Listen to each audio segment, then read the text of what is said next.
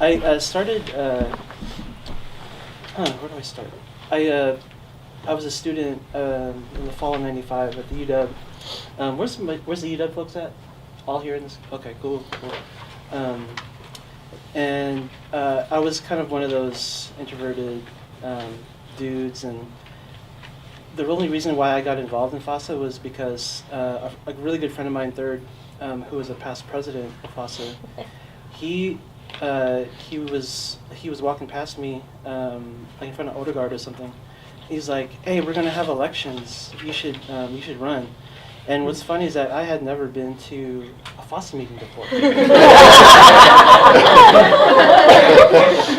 And we were friends because we were involved in the Sangma Hall and other extracurricular things outside of school. And I think right at that time is when I was building my identity as a Filipino, being involved in a whole bunch of organizations, even though if they contradicted each other. And went into this meeting. This was like 1998, and I ran for I think it was public relations, and I ended up being elected. And there were about 2 or 3 co-chairs. So this is so I was officer from '98 to 2001. My first Alliance conference was '99. And I think your part is a good segue to mine, because when I started in FASA, it was a time of it was like growing pains for the organization, because they had just changed their name, and it was, I think membership was exponentially growing, but in my opinion at the time there wasn't any real direction. So when so me and a whole bunch of my friends get elected. And then in the summer, you do your retreat and stuff. There was none of the former officers from the previous year, they never showed up, or we never had any orientation as far as like, this is how to run the organization, this is what happens and whatnot. So we were pretty much starting from scratch, and I think it was because of the name change. I heard a lot of stories about the meeting for the name change, and people were yelling at each other, throwing chairs or something like that, and this is before me. So, so this historical thing like carried a lot of weight.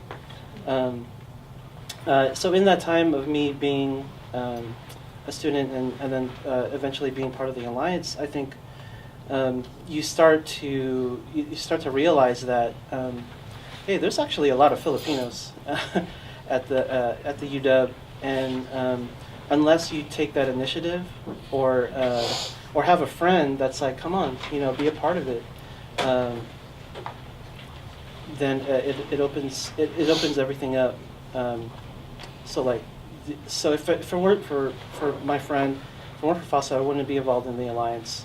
I wouldn't be involved in working with organizations in the API community, organizations in the ID, all that stuff. So so that was really like, I give a lot of credit to FASA. Emails. I remember Rosie actually. My first was it? It was in '99.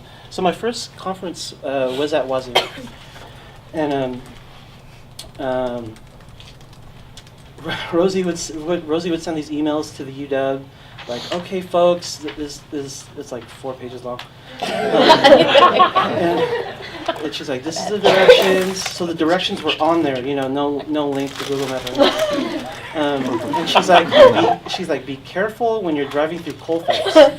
And she spelled Colfax with 3 Ks. And I was like, okay, we should probably just go to the speed limit through Colfax. So that scared me. But my experience at that conference was great, because I was able to see a whole bunch of folks doing the same things around the state. And then after the conference, it's like, okay, what are we going to do next? What is UW-FASA going to do next? But what is the WS FASA Alliance going to do next? So in those growing pains at UW, we were getting a whole lot of new projects like dog sleds. Like our Our class was the first class to get dog sleds implemented in, is it still happening at FASA? So yeah, that's good that it's still going. We were pumped. I was just reminiscing with some alumni a couple weeks ago, and we're like, yeah, man, we were so excited when we got like, what was it, like $500 back then. We're like, man, that's a lot of money. And then when I started to hear about some of the budgets for the current FASAs, this is probably like years ago, I was just like, shit, those guys are really spoiled, you know? And just like kind of a little bit, but you know, there was a grind, right? Just to get money. And I think one of the questions that Free had asked is like, what would you do differently? I think if we tried to sit down and get some experience on how to write grants, or how to go, or how to just creatively ask for money. But what was beautiful about it is that it was all grassroots. It was all, it was all from our own individual universities and groups. So, yeah, I think if I were to keep that the same, that'd be cool. And then, That'd be cool.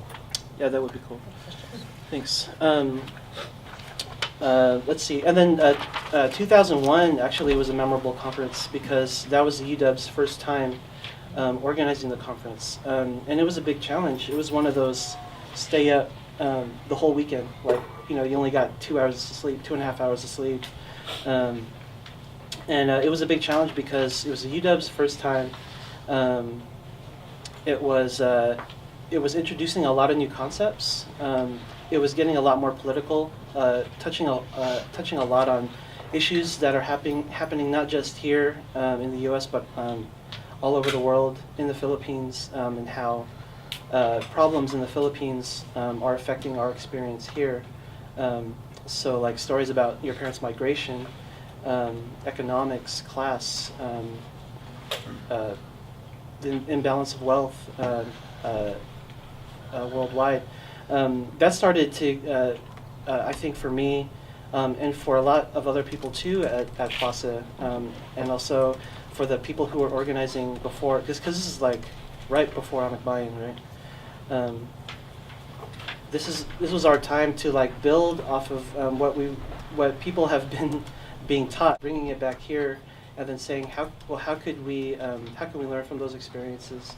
How could we get on that some type of level where we can organize in the community and support what's going on in the Philippines as well, because there's such a long history of organizing there.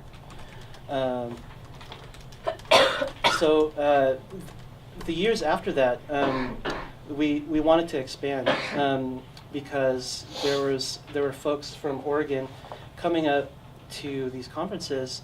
And wasn't just one school. It was like 3 schools, right?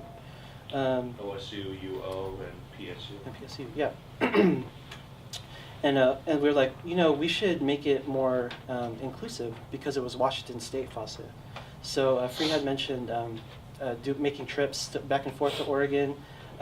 It was around that time where we had said, okay, let's change the name to NWFASA, see what people think. And then from there, you know, I would hear stories of like, yeah, people from Vegas were coming.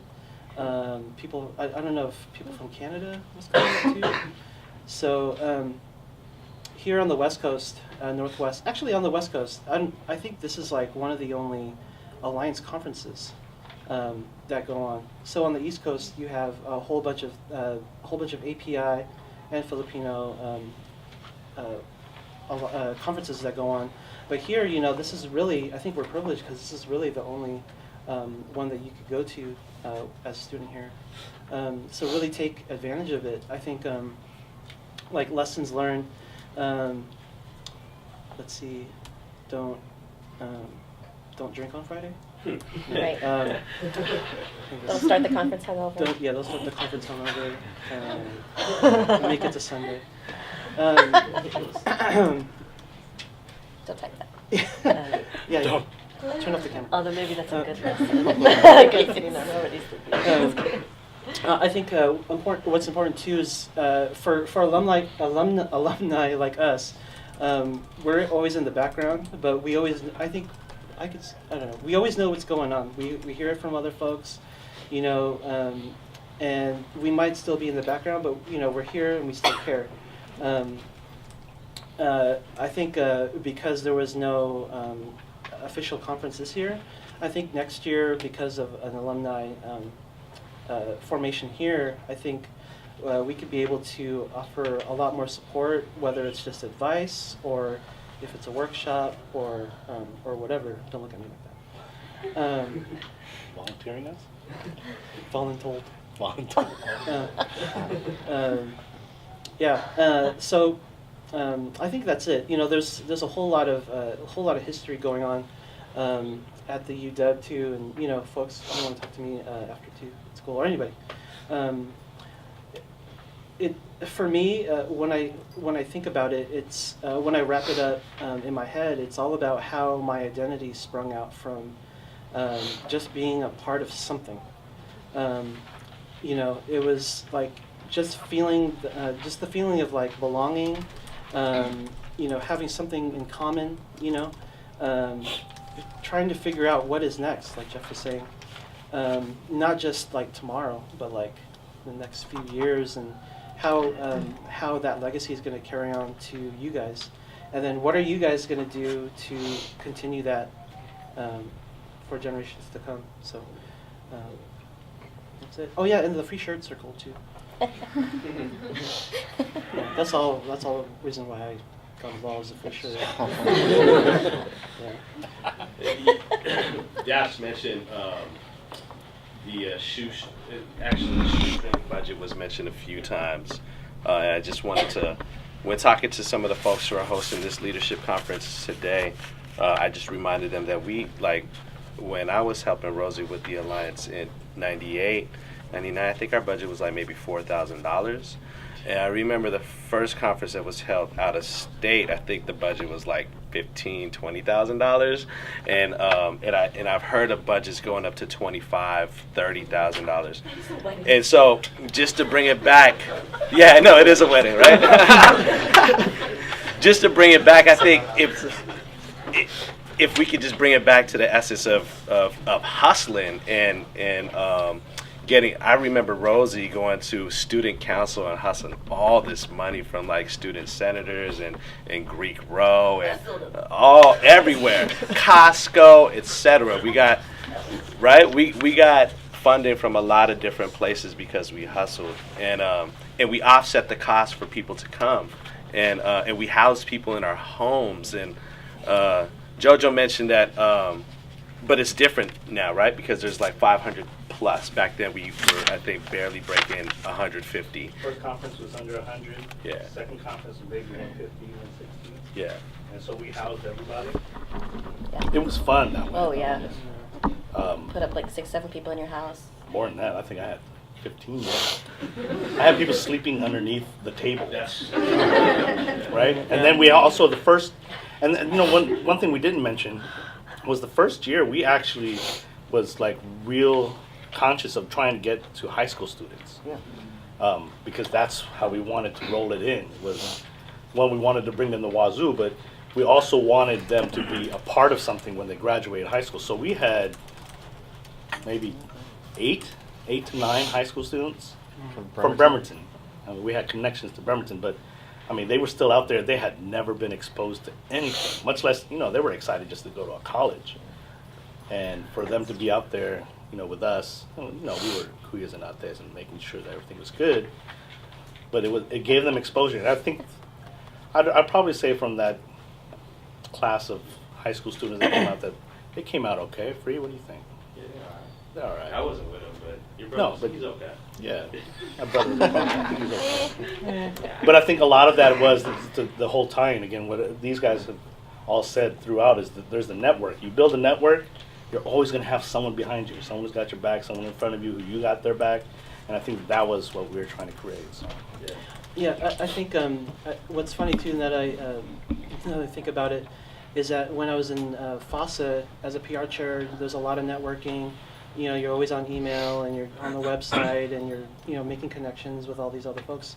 And what I'm doing currently is I'm a community builder in White Center, just south of here, and I'm doing almost the exact same things that I was doing as a PR chair, and you're getting paid for it. you know. So it's like These are real that's skills. crazy, yeah. So yeah, I think a lot of this too is like you could put this on your resume, you know. I was a leader, and this is what happened because I was involved, all that stuff. Yeah. Hustled for $4,000 that There year. you go. I'll just say it, but I hustled for a $2 million grant this year in my job. So, you know, these are real skills, people. Love it.